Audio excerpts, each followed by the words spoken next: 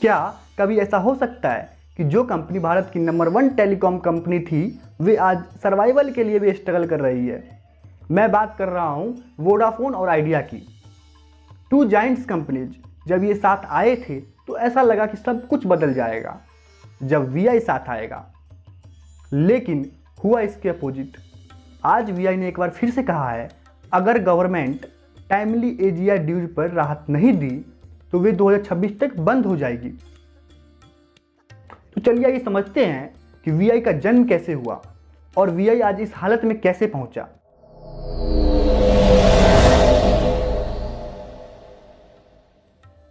तो चलिए हम इसको एक स्टोरी की तरह समझते हैं। बात है 1995 की, जब पीसीओ बूथ हुआ करती थी। तब बिरला ग्रुप ने एक छोटी सी कंपनी की शुरुआत की, बिरला कम्युनिकेशन, जो आगे चलकर आइडिया सेलुलर बनी।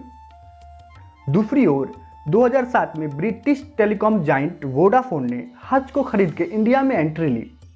उस समय मेनली दो ही टेलीकॉम कंपनियां थी जो अपने अपने राज्यों में काफ़ी पॉपुलर थी, एक बिजनेस पावर हाउस और दूसरा फॉरेन टेक जाइंट। फिर आता है 2016, जब सब कुछ बदल गया। रिलायंस जियो ने एक तूफान की तरह एंट्री ली, फ्री कॉल, फ्री डेटा, और पूरा टेलीकॉम सेक्टर हिल गया। एयरटेल, वोडाफोन, आइडिया, सबको शौक लगा, लॉसेस बढ़ने लगे और इसी समय एक बीज पनपा कि मर्ज हो जाओ।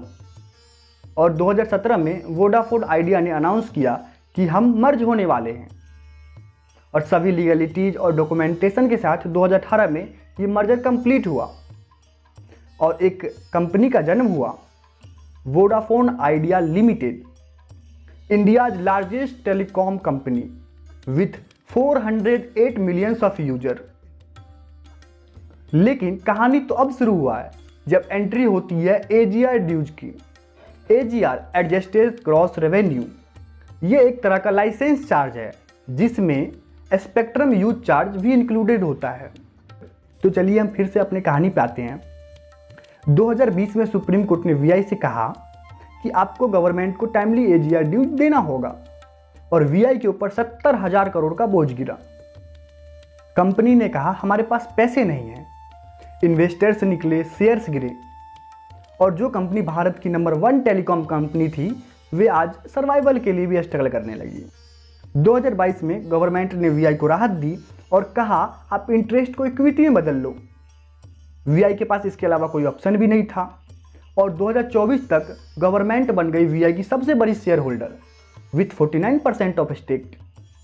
वीआई का कर्ज 2 लाख करोड़ से भी ऊपर हो चुका था, लेकिन कंपनी ने हार नहीं मानी, और सितंबर 2024 में वीआई ने सैमसंग, नोकिया और इरेक्सॉन के साथ 4G और 5G एक्सपेंशन डील साइन किया।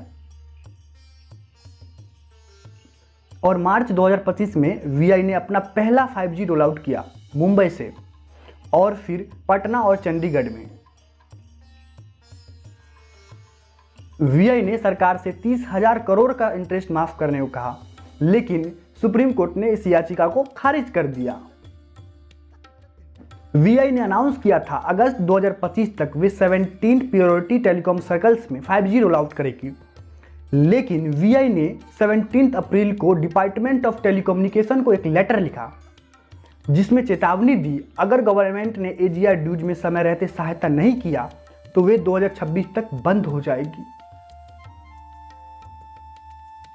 और गवर्नमेंट की तरफ से सिंधिया जी ने कहा कि हमारे पास पहले से ही वीआई का 49% स्टेक है और इंटरेस्ट को इक्विटी में नहीं बदल सकते। उन्होंने साफ कर दिया अब और मदद नहीं मिलेगी, कंपनी को खुद ही संभलना पड़ेगा।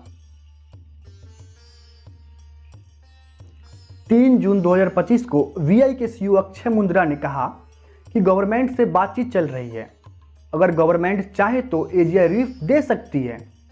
क्या आपको लगता है कि गवर्नमेंट अब और मदद करेगी, और क्या वीआई अब फिर से टेलीकॉम सेक्टर में नंबर 1 कभी बन पाएगी? कमेंट करें और सब्सक्राइब करें इसी तरह के वीडियोज देखने के लिए। नमस्कार, मैं नीतीश।